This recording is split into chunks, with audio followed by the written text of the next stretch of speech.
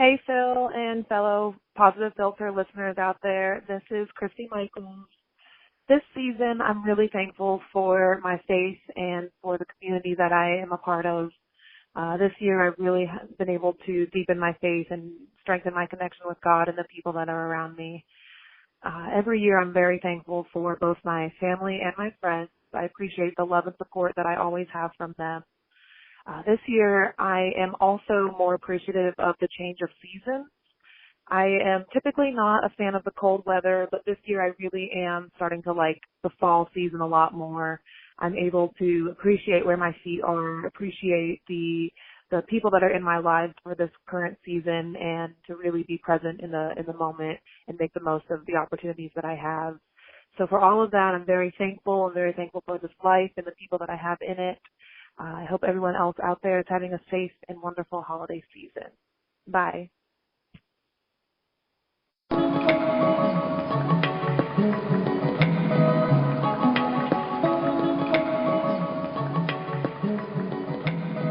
Welcome to Positive Filter with your host, Philip Wilkerson, a podcast that focuses on friends, family, health, and career with a little self-help around the way. Please join me in this journey for self-improvement, and I hope that what I have to share will make you a better person, thus making the world a better place.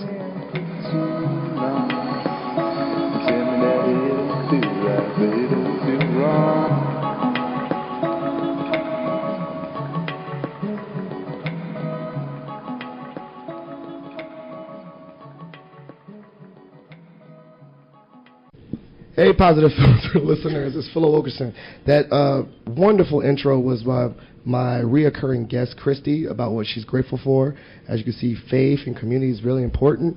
If you'd like to follow up and leave a voicemail of your own, you can visit the website, Positive Filter, and leave it directly on the website, or call 571-336-6560 and leave a voicemail just like Christie. But let's get right into it. I'm joined by the League of Extraordinary Ladies. I just made that up just now. You ever watch that movie, The League of Extraordinary Gentlemen? But you're ladies, plus me. So I'm joined by my my family, my colleagues. I feel like someone's phone's going off. But with that being said, we decided to come together as a council and discuss what we're grateful for, and also answer some questions from the listeners. And these questions have been questions that you could submit online, straight to the podcast. But before I go into these questions, I want to get everyone an opportunity to introduce themselves. So as you know, I'm Marty, Ill Phil, a.k.a. Prince of Positivity, a.k.a. the most random friend you'll ever meet, a.k.a. I got a flip phone right now, a.k.a. I got Austin, Texas based on my leg, tattooed on my leg. So you want to do a round robin and counterclockwise? All right, you go first, Dorothy. Okay. I'm Dorothy Hayden, a.k.a. Hayden, a.k.a. Got Dot, a.k.a. Dorothy, a.k.a. Hey Person who's in Anne's office. Yeah, a.k.a. she keeps Philip straight. Try to. Okay. And what do you do for the listeners? Oh, okay. Yeah. That's probably important. Yeah. I work as an industry advisor, helping students in tech and more engineering. In engineering, yeah. Engineering, manufacturing, transportation, construction, to name a few industry areas. Excellent. All right. Yes, hello, Positive Filter listeners. This is Victoria Suarez. You remember me from episode 72. Oh, facts. No. I made that up, so I'm sorry. Don't actually go to episode 72. It might not be me. Oh, I thought it was. No. I just want to do it with confidence that way. My thing with confidence. Yes. So, my name is Victoria. I guess I have some AKAs as well. Thank you, Christy. AKA World Traveler, AKA some call me mature, AKA 80s Dancing Queen. Oh, I love it. Also an industry advisor in our office alongside Dorothy. Don't do it quite as well as her, but I do try. Thank you. There we go. I like that. ABBA. It's like Dancing Queen. Exactly. There we go. Hello, everyone. I am Christie Michals, a.k.a. Krispy Kreme, a.k.a. Steen. Gang. a.k.a. That Tall Girl. I also work in the office. I work with employers, and I connect them to my wonderful colleagues who do the advising piece. Yes. Sure do. Always emailing us. Yes. Facts. A.k.a. read your emails. A.k.a. unread emails. Yeah. A.k.a. I'll email you at 6 o'clock in the morning. I do. Okay.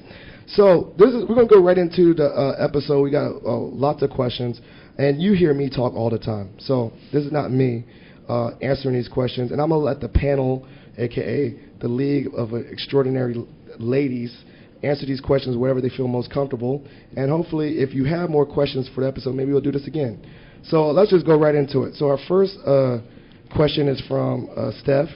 Now, Steph has been a long-time listener to the podcast, and she got about 30 questions in here. So we're going to just do some of the best ones that she's submitted so far. But Steph has a motto called Triple H, not the wrestler. She took this from John Gordon. Yeah, John Gordon, not Triple H, the Generation X wrestler from WWF. But the Triple H from John Gordon is hero, highlight, and hardships. I'm not really familiar with the term. I do listen to John Gordon a lot, but I'm not particular on this Triple H. But who wants to tackle this one about how that applies and how that's applicable to your life? I'm going to assume that Christie probably knows what this is because that's her sister. Yeah, I'll take a stab at it. So for hero, I would say someone that I try to reference my life by I'll take this a religious route, but you guys can take it however you want to. But how I want to lead others is the way that Jesus was a servant leader. Mm-hmm. So I want to serve others, I want to love others, and I just want to be an example of how to really try to make the world a better place, one step at a time, one person at a time. As for a highlight, mm-hmm. I would say my current highlight is within my first full-time role. I was able to move closer to family, reprioritize my life, keep my well-being at the focus in the main part of my life. So that's my current highlight that I'd like to reference. A hardship that I would like to reference would be overcoming, and this is something that I'm still going through, understanding my identity. So for some of the listeners who might remember, I was a student athlete ever since I was 8 years old, really. And so once my collegiate playing days were over, it was something that I've had to, and I'm still currently trying to learn about myself, is what is my identity outside of being an athlete and outside of being a basketball player. Where is my purpose in life? And that's something that I am continually trying to search for. Excellent. And so you're familiar, is that like the Triple H, is that supposed to be more like you look up to someone, you think of your own highlights, and a hardship, it kind of combines for that? Yeah, and so it could be the current moment in your life. It could be something about a past experience, but just whatever first comes to mind in answering those 3 H's. Shout out. That's a good question, Steph. She always throws good questions. She's a good listener. So that was a good explanation. So let's go to the next one. It says, are all introverts cat people? And then are all extroverts dog people? And there's a YouTube video, which will probably reference it, but I'm just thinking off the break, for the extroverts and the introverts in the room, how do you identify with that? And maybe talk about, beyond the cats and dogs, how does being an introvert or extrovert affect you in your job right now? All right, I'm looking at Dorothy, because you know about the cats. You like cats. Do you think cats are related to being an introvert? No, I don't think so. I think you can be either an introvert or an extrovert and like cats. I think everybody can like cats, personally, is my feeling. I see some dissent in the room. Yeah, the panel disagrees. And that's okay. That's okay. I'm okay being the minority opinion on this, but I think, you can... If you are an introvert, I'm an introvert, identify as one. And I think that, having a dog would definitely be beneficial and helpful to introverts, especially if they're very happy and outgoing and they make you go. And everyone loves to see dogs when they're out, and you can make friends that way. So if you can't get adopted by an extrovert, adopt a dog. Yeah, that's both ways. The cats are the worst. I'm sorry. I'm sorry, listeners, but cats are just the worst. No. They're hairy. They're coughing things up. They're stinking. I can't get down with cats. Well, sorry. Dogs stink too. No, I don't think so. Not my dog. I just bathed him this weekend. Oh, you actually bathe your dog? Yep. I don't. He smells like Geo. Isn't this a type of cologne? Geo? G-I-O. Oh, Armani, right? Armani. I don't know. It's expensive. I just go to the store sometimes and spray it around. I won't actually purchase it. But you spray your dog with cologne.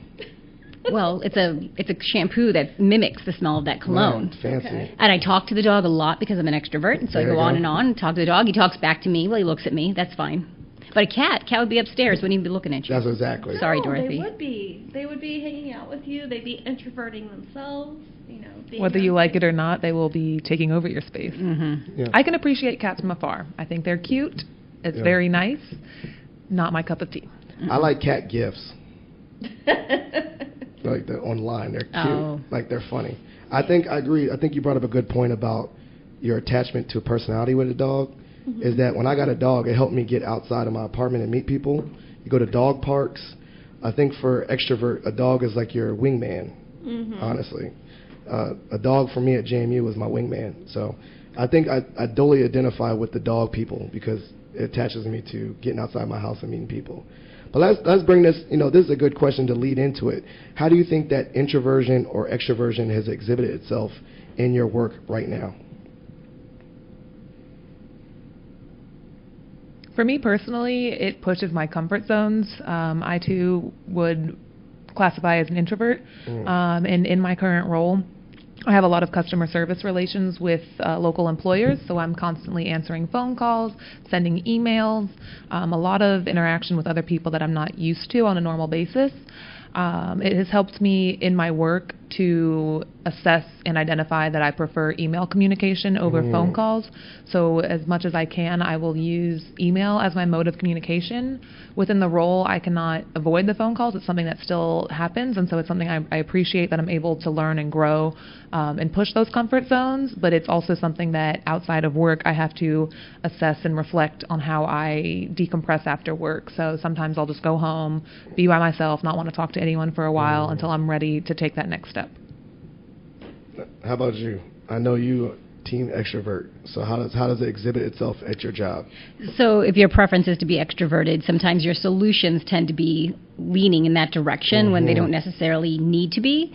So you have to be careful that whatever solution you're coming up with or that you're pushing on the team, when half the team maybe isn't as extroverted as yourself. So you have to be kind of careful about that. But I know when I get an email, my first impulse is just to pick up the phone and call the person. And because I can't stand, writing the email and what am I saying? It takes 45 minutes to respond. You're like, just get on the phone and talk to the person for 5 minutes. Love it. I agree. And what about you, Dorothy? I would say I am an introvert, but I like the opportunities that I get to be extroverted, to get out, to do different things.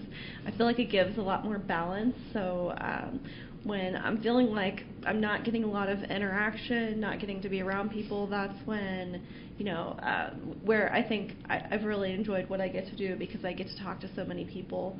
And then it also helps to be around extroverts in my work too, because they give the energy and the positivity toward being extroverted and toward talking to other people. I see them, and it inspires me to want to be more of an extrovert. And I'm not inspired to be more introverted because of you guys, but sorry. I am. I'm actually figured that out. I'm a kind of like the opposite, where I'm not going to say I'm inspired, but also I have identified that my energy could be a lot. Surprise. So I've learned, similar to Victoria's, where I rather my mode of communication is talk it out and get it over with. I've also learned to slow myself down and be more withdraw within myself, not in a mean way, to think first before I go out. That's still a work in progress. But the point is, I understand that energy draw, like where you get your energy. Some people need their energy to be preserved, and you can't come in at 9 o'clock in the morning, high energy on certain people. I can, but I'm learning that by my job. So I like that. I like the dynamic. We complement each other. Agree. So that's kind of cool. And I still think that dogs are better than cats. So 100%. We answered that Not question. 3 against 1. Sorry. Not open for debate. Yeah. It's a fact. Case closed. But that's the thing between dialogue and debate, right? Yeah. So I hear you. I hear what you here say. Here you go. Clap back. Also, I will keep my opinion and be seeing myself out of this debate. There you go. And we can agree to disagree and carry on. I think the fact is, though, if you're a cat or dog person, you like to nurture something. We're going to be posting pictures of our dogs later in this episode. Yeah, dogs in the show notes. All right, so this is a good one. This is from a student. We got how many minutes? Okay, 4 minutes before commercial break. We have one of our students. She had stated, her name is Elisa. She was on my handshake team. She said, if you could have a career and a salary was all the same, what would you do? I think it's more like that dream question, like what would you do if you got paid regardless or not? So who wants to tackle this? 100%. I know what I think we might need to save this one for after the commercial break because it's pretty deep, and I want to make sure that we prepare ourselves. So we could all state what it is, and then we could talk about why after the break. Okay, let's do that. Let's go around and say what your dream job is before the break, and then we'll come back after the break. So let's go around the table. What's your dream job? I would be a major event planner. Major event planner. International public speaker. International public speaker. World tourist. World tourist. So we're going to come back after the break, and we're going to answer why we picked those careers. So this commercial break is brought to you by Positive Filter. Yes, myself, because I have no sponsors. So if you really enjoy listening to this podcast, please consider leaving a review on iTunes or Stitcher. Every review helps spread the message of this podcast to other people. And if you have a favorite episode, please reshare that episode randomly on your Facebook wall or through your Instagram stories. The more and more people share these episodes and get them out to other listeners, the better this podcast will do. So, back to your regular scheduled episode. Thank you, and we're back from a commercial break. So, before the commercial break, everyone stated their dream job. We had a variety. I don't want, who wants to go first, who feels so passionate about this fake job that they don't have yet. But, yes, the question was from Elisa, was if you could, have a job, any salary wasn't the same, whatever. Basically, it was just saying if you could do any job you wanted with no restrictions, what would you do? And so we had a bunch of variety of jobs. So who want to go first? We can go in order. Okay, we go in order. What was the order again? Okay, all right, Dorothy. I guess I'm going first as the event planner here. Yeah. So, if I could do any job, I said I would be an event planner. And it wouldn't just be like any event. Mm-hmm. It would be like, I want to plan an Olympics. Or I want to plan like something that is going to be, multi-event, many different people, lots of considerations. One of the things I'm really passionate about is universal design. So how can we create a space that's going to be inclusive to different cultures, different abilities? So, if I had my opportunity to shoot my shot, as a podcaster would say, I would choose event planning. Of the Olympics. Of the Olympics. I'm going to large scale. Large scale Olympics, the world and all the different cultures. Mm-hmm. Okay, I'm going to see, now I'm the moderator. I'm going to ask more questions off of that. If it was the Olympics, right, would it be Winter or Summer Olympics that you plan? Oh, that's a great question. I really love the Winter Olympics. Oh, my goodness. You're the first person I ever heard say that. like the word winter. That's good, though. All right, Winter Olympics. Mm-hmm. All right, speaking in existence, Winter Olympics 2040. Do you like the winter sports better? I like all of the sports. Like, I just live to watch the Olympics. It's one of my favorite things to do every 2 years. No, that's no hate. I love watching the Olympics, too. Do you like the events, or do you like the opening and closing ceremonies, too? Because those are kind of boring to me. That's the thing. Like, how can we make those more exciting, more of, not just an event, but really an experience for people that can't be there? We can do so much with technology. Why not make it more of an integrated experience? Virtual reality. All right. VR. Yes. Augmented AR, too. It's augmented reality. I appreciate being on the panel with Dorothy, and I don't want to always speak right after her and say something that seems to be not supportive. So I really hope you make it there.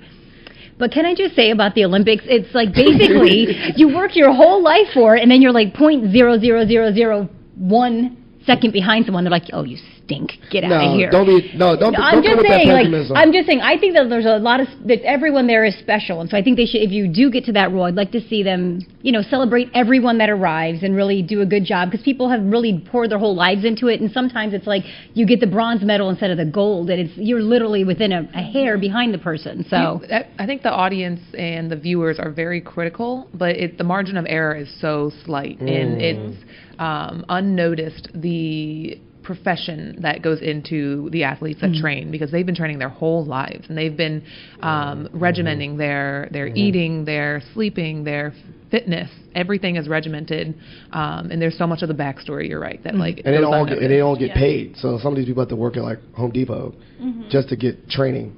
I'll tell you right now, if I made the Olympics and I got 10th place, I'm stunting on everybody anyway. I'm putting 10th place, 10th in the world on everything.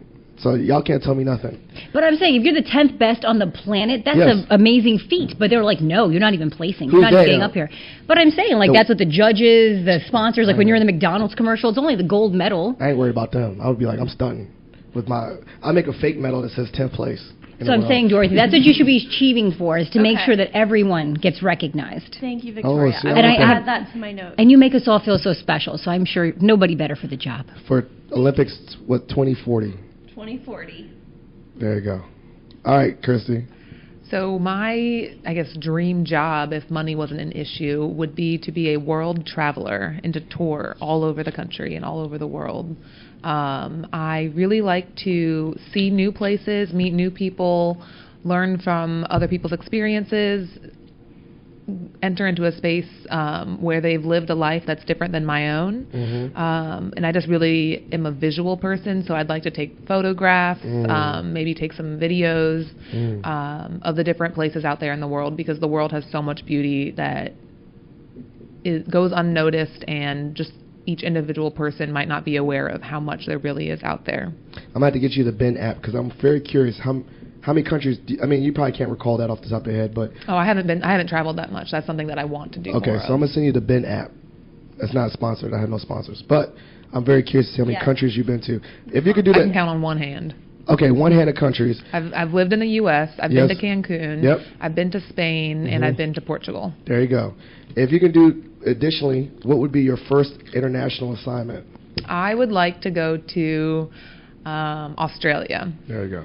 I have some friends that are from Australia, and the pictures that I see, the beaches there, I love the beaches and the ocean, so I want to go anywhere that has a nice view, warm weather, toes in the sand, that type of stuff. Dope. Are we going to make it happen? Maybe not 2040, maybe tomorrow. Sponsor. See, I'm taking off work. No, just kidding. I'm about to start a GoFundMe for Chrissy just to take off work and go over the world. 7 years, though, you can do a sabbatical. All right, so you're going to pick up on the tasks that I have when I'm gone. Okay, never mind. Let's give it to someone else. All right, Victoria. Speaking of. Hello. Yes, we've had our break, and we're back. My goal would be to work as an international public speaker. So I believe that's what I had come up with before our pizza break. And I guess the reason for that is it's just always been a dream of mine. And I had the chance to work for 6 years as an international speaker of sorts. We did do Canada, Puerto Rico, and I believe that's all we did, Canada and Puerto Rico, which Puerto Rico technically, obviously is part of our country. But I got to travel the country as an international speaker, and I really liked it. So you're saying more international, you didn't say domestic speaker. Why all over the world rather than just the United States? I guess, again, same as Christy, I love to travel. I had the fortune to live outside the country as a child, and so, fortune to continue to travel into my adulthood. So I guess I just would love to use that reason to travel and to meet with people all over the planet and share a message. I have a question. So you usually travel with a group of people. Have you ever traveled by yourself? What's the difference? Alone? Yeah, because I've heard some people have really successful individual traveling trips, but I don't think I could do that. No. I mean, have I gotten in a car and driven to Maine for a presentation? Yes. But not flown. Okay. Well, I shouldn't say that. I did fly to Eastern Europe alone, but then I met people once I got there. Okay. Yeah, I was going to say, what's the difference? I can go anywhere solo, but I'll talk to a lot of people. I'm an extrovert. I can't spend all the time by myself traveling alone. No, I'm agree with you. I would attach myself. I literally could probably go to another country with just a backpack and then end up crashing at some random person's house. But hopefully it'd be safe. Like, not I would end up on Dateline. But it probably could. Right. I mean, I could do that traveling solo, but then I would try to find a community while I was solo. Like, hey, you're a guest speaker at this university, and I'm like, all right, I just got here. Where can I crash at? Are you familiar with Liam Neeson in a movie called Taken? Yeah, it's probably, no. Mine would be. He has a very specific set of skills. Mine would be Liam Neeson. We gave him back. Like, they were like, too loud. We don't want him anymore. They'd be like, Maggie, we have your husband, and we're giving him back because he's annoying us. Hello? They probably hang out. She probably hang up on him. Hello, I have your husband. Hello? They get no money from me. They get like $2. We have your husband. Give us before you can say give us the demand. She hang up on him. All right, that's a good. Maybe they could give her money. Yeah, yeah. Take him back. That's the only way to get rid of Phil. Here, take a $5, leave. Yeah, get him out of here. We're in Eastern Europe. This dude's annoying. Get out of here. So those are some really interesting things. I think it ties into, when we think about your interests, what would you do without money, and it kind of ties into what we do.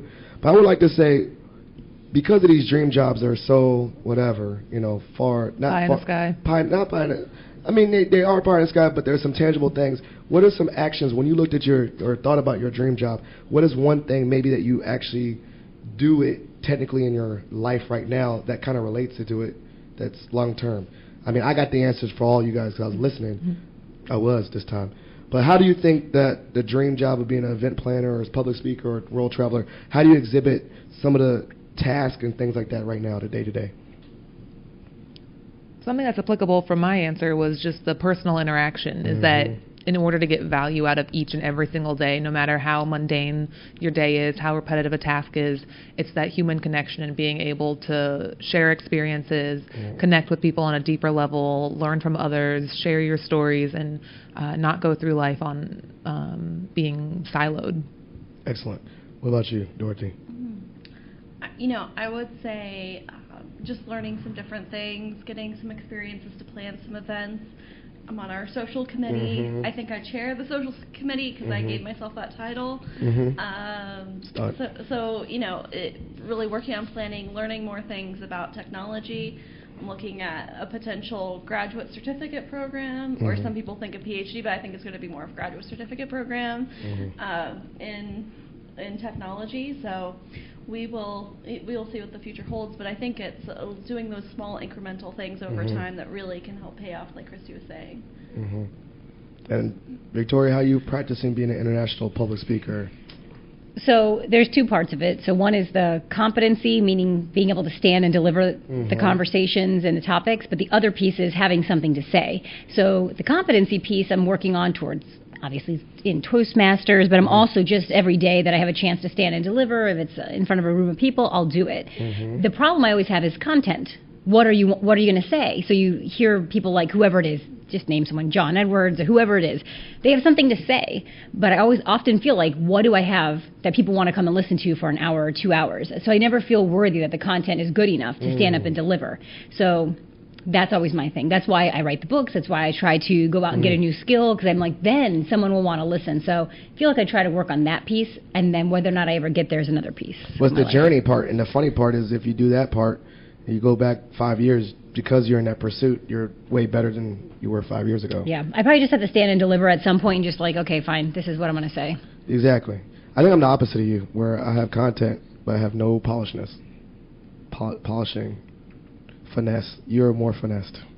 The point is, everyone has something to say. I know what I want to say. I just don't say it so articulate as you do. You're on your way. Regina's helping you. Yeah, yes. And I think you're comfortable in some environments and less polished in other environments. So it's just understanding your audience and working on the areas that you can have improvements in. Yes, we're all growing. Because you can really inspire a group. People will leave your presentations. I've seen people leave those presentations and they're like, "Yeah, I'm excited about this." And it's refreshing to see. But I forgot what I said. Or I know I said I'm in there somewhere. I'm going to help you guys be motivated. And that's appropriate when you're talking to some students, because it's a relatable tone that they understand. But in front of a president, you might want to maybe not rethink some of those word choices. But I think, honestly, that's a really good question. We all have career interests even when we're in the career center, and I think all the things that we do kind of relates to those dream jobs in some fashion anyway. Would you agree? Like, you know, you're already planning stuff. Yeah. You're already talking in front of people. You're already gathering information about people from all over the world and talking to them. That's kind of like the deep-rooted driving factor in some of the, again, the mundane, routine tasks that might not be your favorite thing to do. I love it. So let's go. This is a really good question from Aaron. Do we need another commercial break? The time? Time check? Okay, we got one more question. We're going to do one more question, and then we're going to call it, do a little bit of a roundtable shout-outs. I think that would be appropriate. So what is something that keeps you motivated? And this is from my friend Aaron, the poet. So what's one thing that keeps y'all motivated individually? Don't all jump at once. I mean, I think I just said it. I want to have something to speak about. Mm-hmm. So, because it's been a goal of mine for 20 years. So I feel like I'm always motivated to try to get a new skill, to improve myself, to get in front of a new group of people and say something valuable. I think that's what it is. It's always one day I'm going to have a message that's going to resonate with people, and then I can finally be a speaker. So to me, I feel that finding my story, finding my angle, and developing content is always my driving force. I love it. And you already are a speaker. We all know that. Facts. Exactly. I would say for me, things that are motivating, this has been a year of remotivation for me, coming in and working with all of you. I can't tell you how much I appreciate working with all of you. It's been motivating to me, like some of the goals and things I've been able to accomplish this year, not having, an allergic reaction in almost a year is just like an amazing thing, not having to, worry at work, because I know that not only do you all have my back, but you really care about my well-being, and that means a lot to be working in our space. That's dope. Similar to what Dorothy was saying, when I see other people excelling and succeeding and being passionate in their work, it drives me to do the same. So I do feed off of the energy within my space, but I'm also driven a lot internally.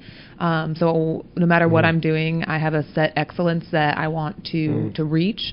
And so it's good and bad, because sometimes it will make me push myself too hard or be too hard on myself. But that's something that, again, when I'm surrounded by such wonderful colleagues, they're able to pick me up and help me get my energy to a positive level if I'm being too tough on myself. Facts. All right, well, that's really good. So let's do, we got a lot of people, so let's just do a different shot for shot, meaning everyone gets to ask, when you've been on my shows individually, you know what the shot for shot is. Shot for shot. Victoria, don't be out like you don't know. When you get to ask me. All right. Best topping for a pizza, Victoria, go. Yeah, there you go. Oh, pineapple, jalapenos, and bacon. Done. Okay, that's her question. What's your question to ask anyone? Me? Okay, favorite flavor of ice cream? Butter pecan. Fact. What's the question you have? What's your favorite day of the week? Mine? Monday. I'm not joking. I like Monday. I'm weird, but I like Monday because I like to go into the week, attack it, seriously. And then by the time I'm Friday, I'm done. So I actually look forward to Mondays, Sunday night. Now, can I say that? Can I say something? Let me be. I didn't always look forward to Mondays. I used to hate Mondays, so that's why I like it a lot. Because I used to dread going to work, and so I used to hate it. But now at this job, I actually I got all these emails. I'd be sitting up at 6 o'clock in the morning because I'm literally, I ain't gonna lie, I'm fired up to be here. For instance, so Monday, I feel like I can actually go to work because the normal culture is everyone else is ready for work on Monday. So I really look forward to Mondays. Because I have all these ideas in my head. I'm I got to table it to Monday because everyone's not going to listen till Monday morning. Then some people still get them random emails on the weekend. But that's my bad. I'm trying to work on it. But Monday fires me up. I like Sundays. I mean, I'm usually like such a rushed person, and I don't like waiting for things. I'm impatient, but as I've gotten older, I've appreciated the consistency of Sundays, getting in a routine. The typical Sunday driver, I actually enjoy driving slowly when I'm not forced to go somewhere quickly. And similarly, I like to get back to the routine. So I know Monday's coming the next day. I'm getting focused and starting off a new week on a strong foot. I like it. So let's do this. This is my question for everybody, and then we're going to do our shout-outs and plugs. What is something you're grateful for? Because I'm going to release this episode on Thanksgiving, so obviously some people can listen to it. You can share with your family, friends. But what's something that you're grateful for going into this Thanksgiving holiday?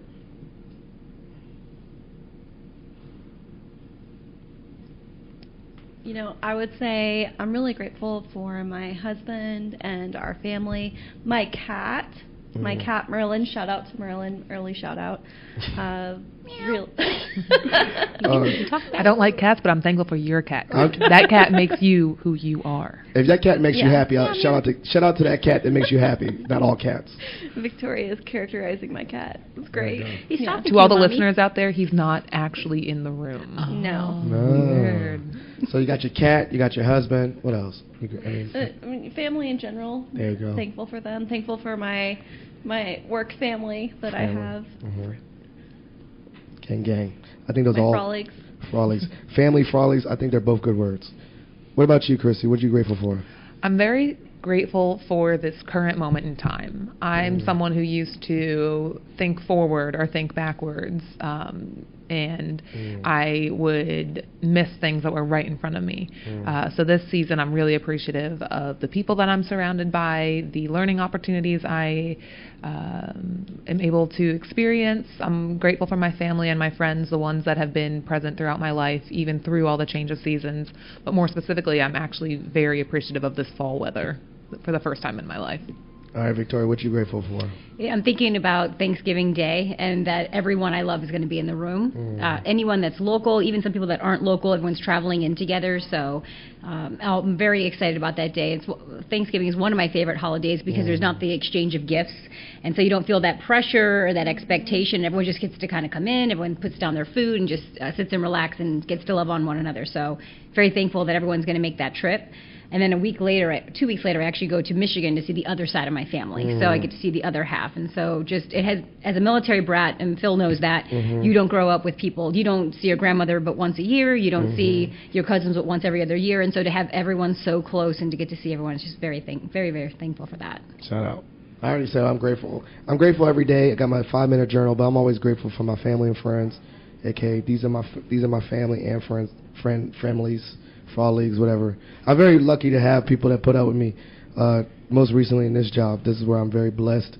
I got people that got my back and also put up with my shenanigans. But because of them, I've become a better employee because I got people that got my back. So thank you so much. This is a great episode. We're gonna go around. What is that part of the episode called shout outs and plugs. I think we kind of did it with our gratitude, but shout-outs and plugs, things that you want the listeners to be aware of, whether it's your your committees and associations that you're a part of. Shout-outs and plugs. We're already in the system. Okay, not Dorothy. She has no shout-outs. She got a shout-out though. Oh, I have shout-outs. Then why you say not me? I just don't want to go first. Oh, not you first. Oh, okay, that's what you meant. Okay, we're gonna go. She's raising her hand. We're gonna go Victoria. Shout-outs and plugs. Yes, hi. So I'd like to shout out, of course, to the Centerville Toastmasters. I'd like to shout out to the George Mason Toastmasters. Dulles Triangles. I'm jockeying for a place on the board, so hello to everybody out there. Please vote for me on October 25th. Which one? What board? Is it after the 25th? Okay, never mind. They might have actually... Our board of us? No, on the board of directors. So which one? I'm on Dulles Triangles board of directors. Oh, I was about to say, I was going to vote for you, but I'm not part of that. No, you're not. You have to be a paying member to cast a vote. Can I do a write-in? No. You can just maybe just send them a letter. Let them know your thoughts. I'm endorsing you. Thank you. Shout out. Positive Filter endorses Victoria for whatever role she wants to run for. VP. There you go. I'm writing letters to all of them. Thank you. You're welcome. They listen to this show, so. No, they don't. All right, it's basketball season, so I'm going to shout out to University of Hartford, the women's basketball team, also the men's basketball team. Good luck on your seasons this year. Also, East Tennessee State University, go Bucks. ETSU, I hope their basketball teams do well. I'm a local supporter of the Mason basketball teams as well.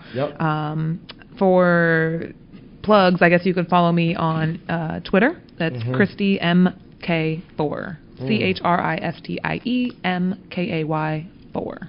I love it. Okay, Dorothy, now that you're ready. Yeah, now I'm ready. So I want to give a shout out to the George Mason Patriots men's basketball team and women's basketball team for rocking it so far this season. Yeah. Also want to give a shout out to my friends with VASE, the Virginia Association of Colleges and Employers. Gang. Now that I am doing their finances, which is a lot of fun. Ka-ching. Yeah, money. Getting the money and money. putting it in the bank for someone else. And then I want to give shout outs to Peggy Reed, Barb Watts. Also want to give a big shout out to the mayor of Burke. Who is that? Isn't that Miles? Oh yeah, Miles. Yeah, he's the mayor of Burke. I was looking for the title. You know, he is the mayor. He's really a rock star. He's legit, Miles. And then Bennett, I guess he's just all around. Thank you for shouting out my kids. I appreciate it. They're amazing. Also, hashtag prayers for Maggie. There's nothing wrong. She's just surrounded by us. We all pray for Maggie. All the time. And her 3 boys. And 3 boys. So, my shout outs is please continue to follow. Well, my shout outs is everyone that's in this room, and all my friends, all my people that got my back. And then the plugs is just basically anything, Positive Filter, Instagram, Twitter, Facebook. And then also, if you want to continue to engage with us, you can leave voicemails on the website or at 571-336-6560. Just remember that. And then, if you have any more future questions for the podcast, such as some of the questions we answered today, just leave it in the Google form or just leave it in the comments. We'll try to get to it. Maybe we'll do this again. This is the first time of many. My council, the AKA League of Extraordinary Ladies, plus 1 guy. There you go. But thank you so much for listening to the podcast. I hope you continue to listen. Share this episode with your family and friends. Send us questions. Interact with the listeners. Interact with the podcast. And we'll catch you later. Thank you for listening to Positive Filter, a podcast that focuses on family, friends, career, with a little self-help along the way. If you enjoyed this podcast, please share it with your family and friends. And like the Facebook page, Spreading Positivity of Movement. Thanks for listening.